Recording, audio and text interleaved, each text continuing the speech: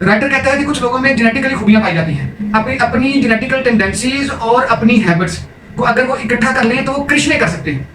इसी तरह राइटर का कहना यह है कि वर्क विद योर स्ट्रेंथ्स, अपनी खूबियों के साथ काम करें, अपने ताकत के साथ काम करें। तीसरी बात राइटर ने कहा है द गोल्डी लॉक्स रूल पे काम करें। और आखिरी बात, चैलेंज योरसेल्फ अ लिटिल, अपने आप को थोड़ा सा टफ टाइम दें, फिर देखेंगे कामयाबी मिलती है करीब। बिस्मिल्लाहिर्रहमानिर्रहीम। साथियों, आप देख रहे हैं इल्म की बातें और आज हम बात कर रहे हैं एटॉमिक हैबिट्स के यूनिट नंबर 5 पे। एटॉमिक हैबिट के यूनिट 5 में हम सिर्फ 4 चीज़ें डिस्कस करेंगे। साथियों, पहली चीज़ ये है, राइटर ये कहता है कि कुछ लोगों के अंदर ना जेनेटिकली खूबियाँ होती हैं, उनका एप्टीट्यूड ही जेनेटिकली जो है वो फ्रेम हुआ होता है, उनमें खूबियाँ पाई जाती हैं, उनकी टेंडेंसीज ऐसी होती हैं कि वो बने ही किसी खास मकसद या ख़ास काम के लिए होते हैं।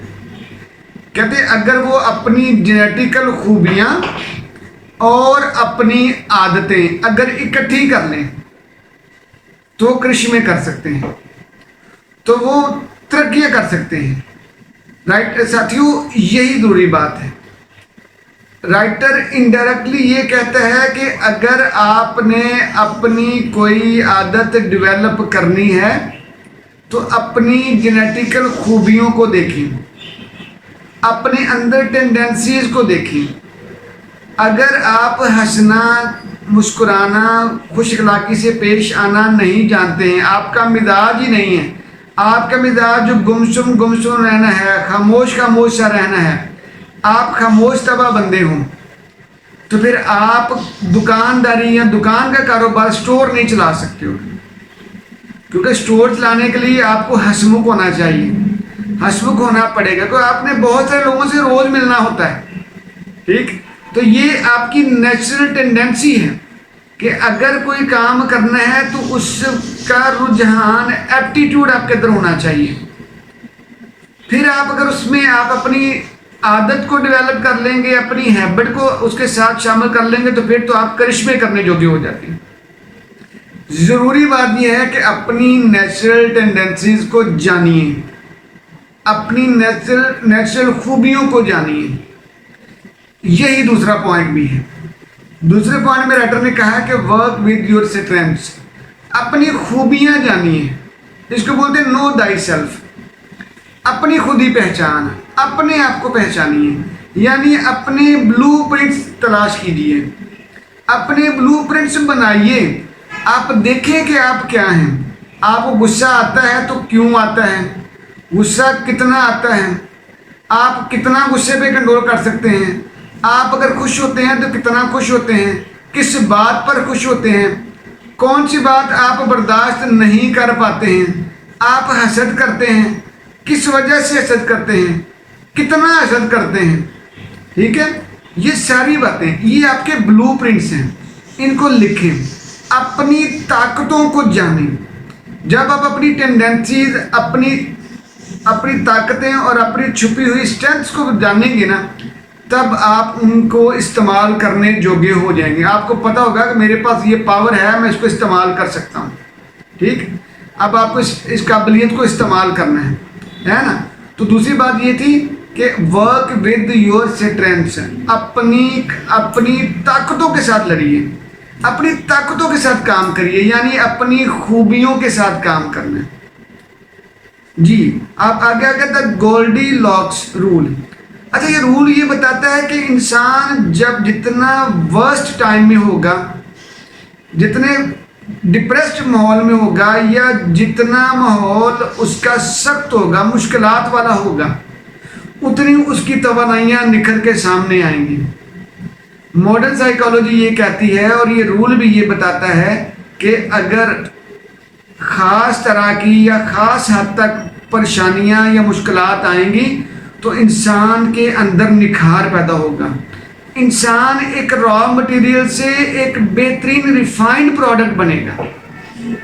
तो ये कहा यह जाता है कि वर्स्ट ऑफ टाइम असल में बेस्ट ऑफ टाइम होता है।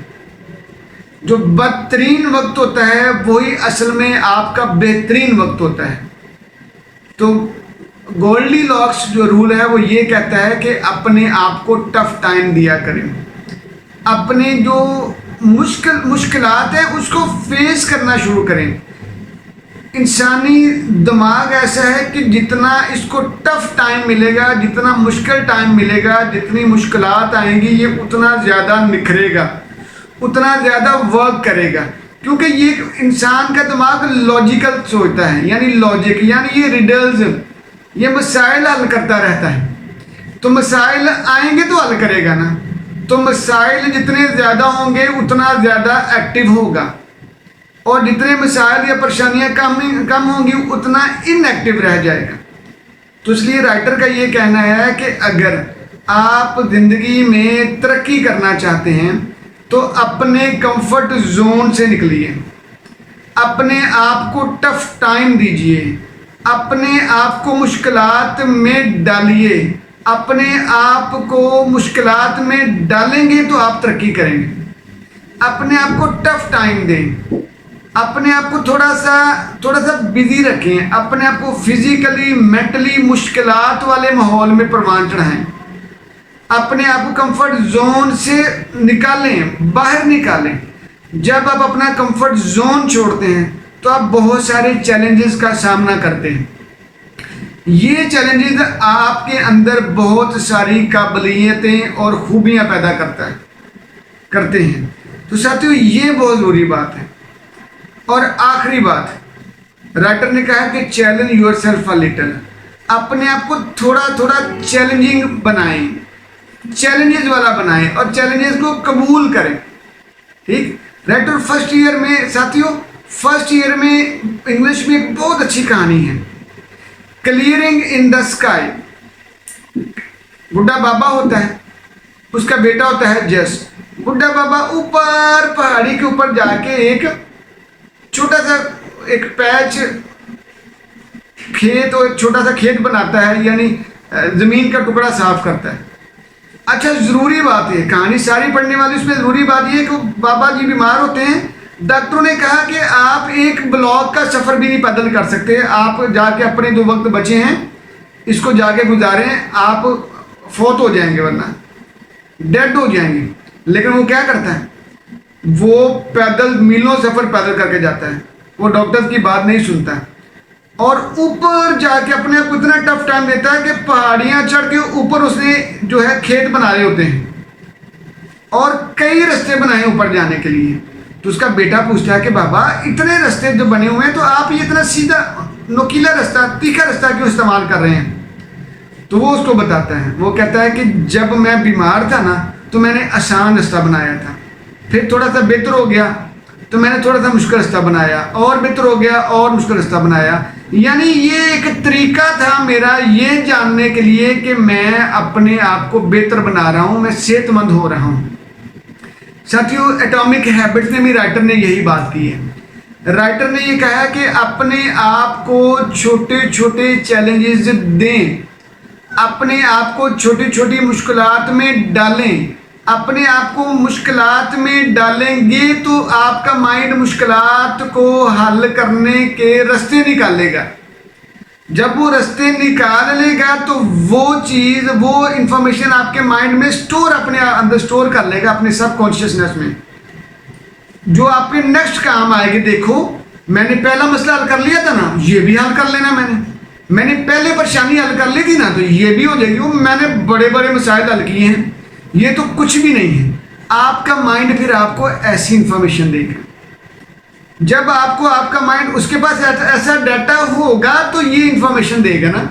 तो ये डाटा देने के लिए आप अपने आप को हल्की हल्की मुश्किलात में डालें। ठीक है, हम अपनी आर्मी से ये बात सीखें। आर्मी में आपने देखा उसमें मॉक बैटल्स होती हैं, जिसको एक्सरसाइज का नाम दिया गया है। नकली जंगें यानी मशकें, जंगी मशकें।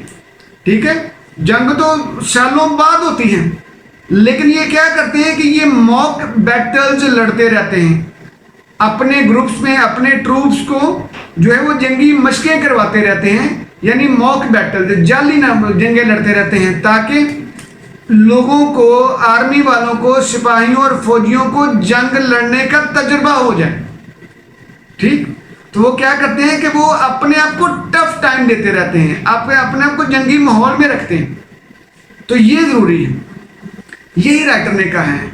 एटॉमिक हैबिट्स में राइटर ने कहा है कि अपने आप को टफ टाइम दें, अपने आप को मुश्किलात में डालें। ठीक है, तो 48 रूल्स ऑफ पावर में बड़ी अच्छी बात की उसने, राइटर ने कहा है कि if you don't have any enemy just create it. अगर आपको कोई दुश्मन नहीं है ना, तो दुश्मन को क्रिएट करें। ये बड़ी अहम बात है। यानी जिंदगी को सिर्फ इत्मीनान और पुरसकून में ना गुजारते चले जाएं, अपने लिए थोड़े थोड़े चैलेंजेस भी रखें। जिसकी जिंदगी में चैलेंजेस होंगे वो बंदा तरक्की करेगा, जिसकी जिंदगी में चैलेंजेस होंगे वो बंदा अपनी काबिलियतों को निखारेगा, अपनी काबिलियतों को बेहतर बनाएगा। जब चैलेंजेस ही नहीं होंगे तो जिंदगी काबिलियतें नहीं सामने निकल के आएंगी। तो इसलिए आज हमने बात की 4 चीज़ों पे। राइटर ने यूनिट 5 में 4 चीज़ें राइटर की हमने बयान की हैं। पहली बात, अपनी जेनेटिकल खूबियों और अपनी आदतों को इकट्ठा कर लें। जेनेटिकल टेंडेंसीज और अपनी आदतों को इकट्ठा कर लें, फिर देखें कि आप कितने करिश्मे करते हैं। दूसरी बात, वर्क विद योर स्ट्रेंथ्स, अपनी खूबियों के साथ लड़ाई करें, अपनी खूबियों के साथ काम करें। तीसरी बात, द गोल्डीलॉक्स रूल को फॉलो करें। और आखिरी बात, अपने आप को टफ टाइम दें, क्योंकि the worst of time is the best of time. साथियों, ये थी हमारी आज की इल्म की बातें।